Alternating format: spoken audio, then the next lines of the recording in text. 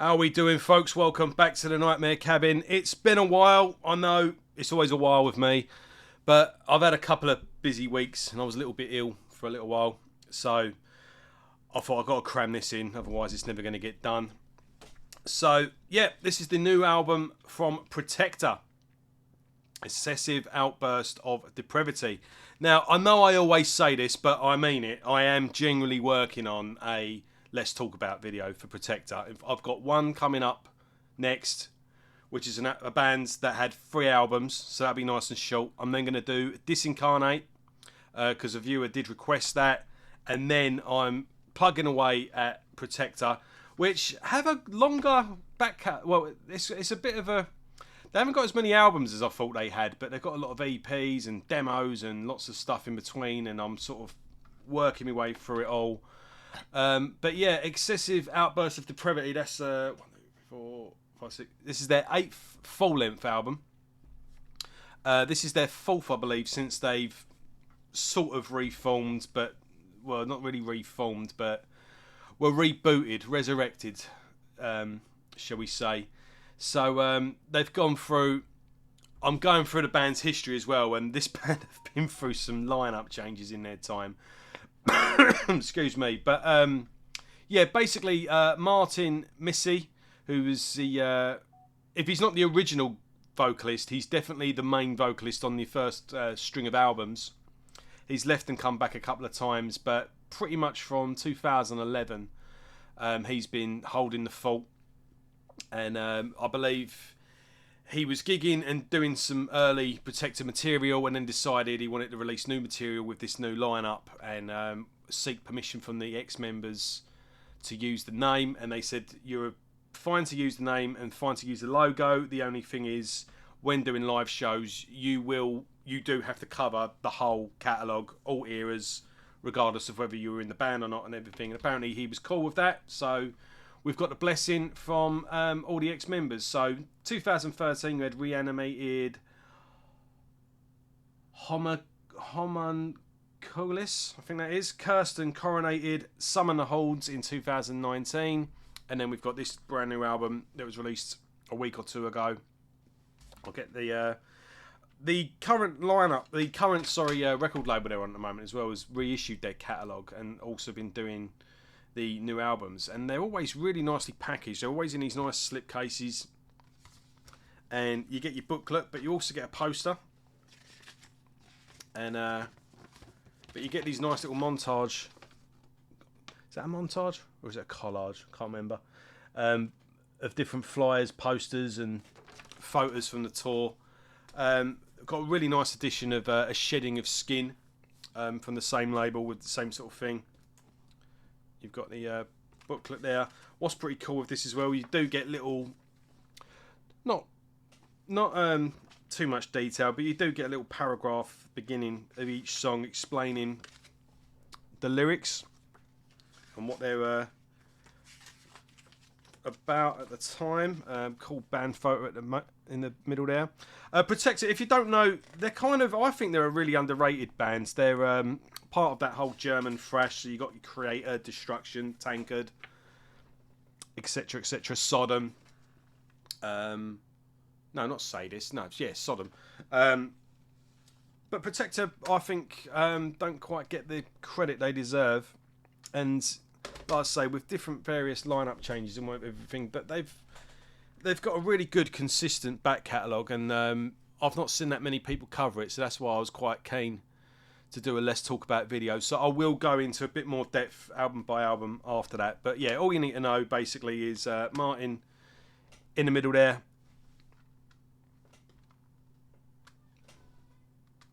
He's holding the fort at the moment, and yeah, you got 3 new members here.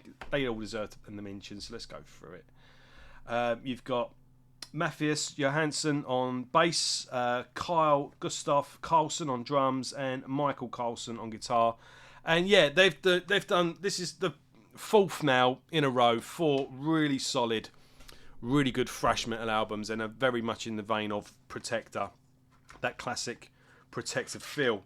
And yeah, this is a great addition to the second half of a catalogue, really. I think they've really done the name justice, and they're doing a really good job at the moment. A few notes on the songs here. I mean, I think this is about 42 minutes in total. I thought it was a lot quicker than that. I thought it was about a 35-minute album. But no, it's 47 minutes in total, actually. But yeah, the album flies by. There isn't an ounce of fat on it.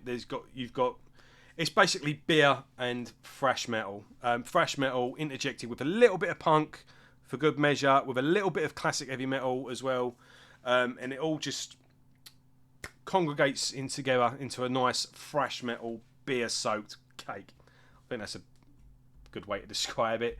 Yeah, Last Stand Hill, the opening track, awesome, real good shredding riffage with a good melodic solo. The solos all through this album are fantastic, really good melodic, nice and memorable, nice and emotional, and they just give the particular song that they're on a nice climax at the end.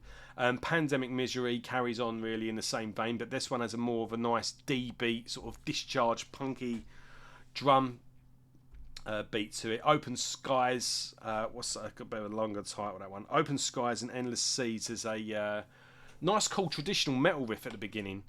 It goes into a nice little thrashy section, but then falls into a nice sort of dun dun dun dun dun dun dun, dun, you know, like not a gallop. That's not quite right, but yeah, good little groove. A bloody sheet of paper that I put above the doors just falling down, so it's going to get nice and horrible and bright in here now.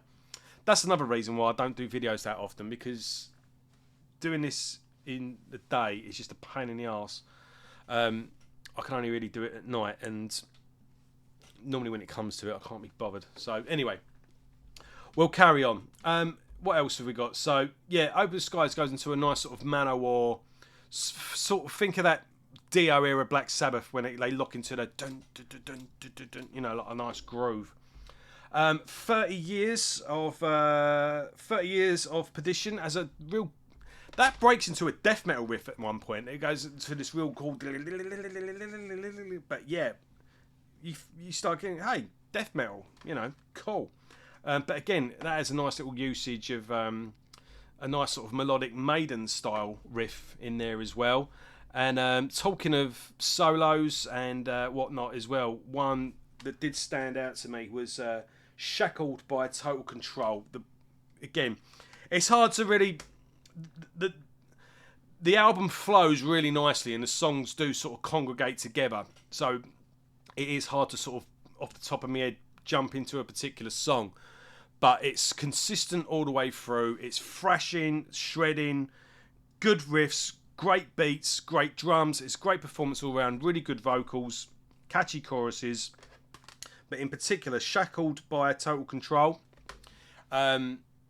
The solo on that, again, is really, really beautiful. Really good melodic solo that just cuts this nice emotional feel through the song as well.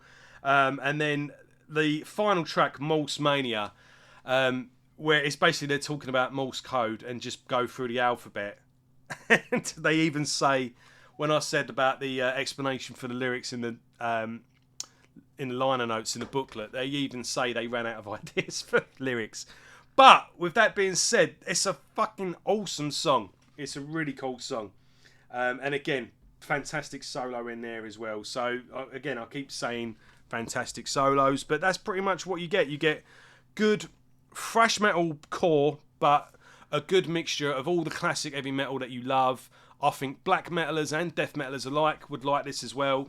It's thrash at its heaviest, but with good use of melodics to break the songs up nicely, with a little bit of punk just to give it a bit of a ragged edge. Think of it like a sort of rub in the meat. If we're doing like a thrash metal steak, a nice bit of punk salt and pepper is just rubbed on beforehand to give it a nice little rough edge. And yeah, a fantastic addition to a fantastic back catalogue, and I will be going into a lot more detail very soon. If you're a fan of Protector, subscribe to this channel, because I'm going to be doing a Let's Talk About video soon where I'll be going through the entire back catalogue of Protector.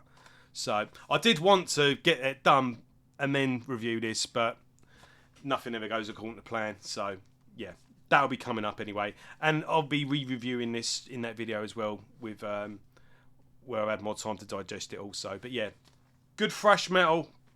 You definitely need this pivotal Protector, Excessive Outburst of Depravity. Definitely check it out.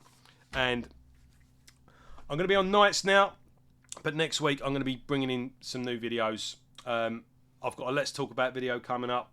A band that's recently reformed and have announced that they're recording a new album, so that gives you a bit of a clue. An underrated band, and and like I said, I'm going to be doing Disincarnate as well, James Murphy's band, due to a subscriber's request. So that's coming next week, and then once they're done, I'll be doing the Let's Talk About Protector.